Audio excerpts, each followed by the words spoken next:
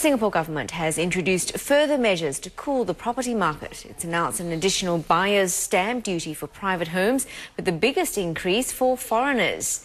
Wong Siu Ying joins us now from the newsroom. Siu Ying.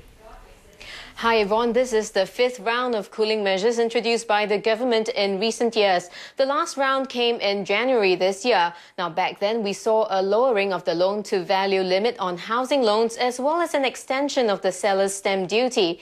Now it's imposing an additional buyer's stamp duty. Analysts say this will have an impact on home buying demand in the months ahead. My colleague Joanne Chan with more. Despite the current economic uncertainties, the demand for private homes has remained firm. Private property prices have risen steadily and are now 16% above the peak in 2008. The latest round of measures is aimed at taking some heat out of the market, and quickly. The additional stamp duties will apply on top of prevailing rates.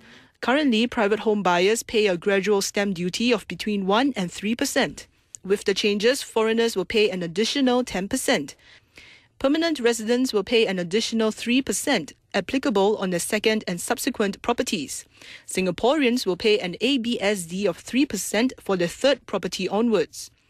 The government said a higher stamp duty for foreign buyers is necessary because of the large pool of external liquidity, strong buying interest, and the small size of the Singapore market.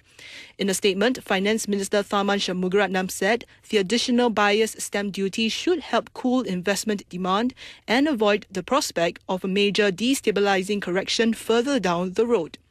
It will curb investment demand for private residential properties quite drastically, especially demand from non-resident foreigners.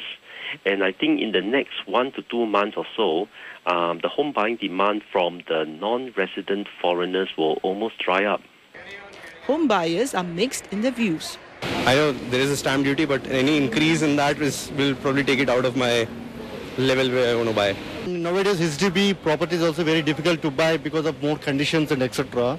So they have to buy a property here. So definitely they keep buying on actually, irrespective whether stamp duty is increased or not. The government has assured that Singaporean first-time buyers and upgraders, as well as buyers of HDB flats, will not be affected by the new measures.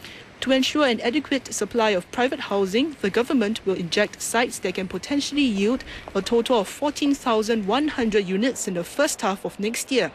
National Development Minister Khaw Boon Wan said the government will continue to ramp up supply of new executive condominiums. He said this will help higher-income Singaporeans own private condominium units in an affordable way.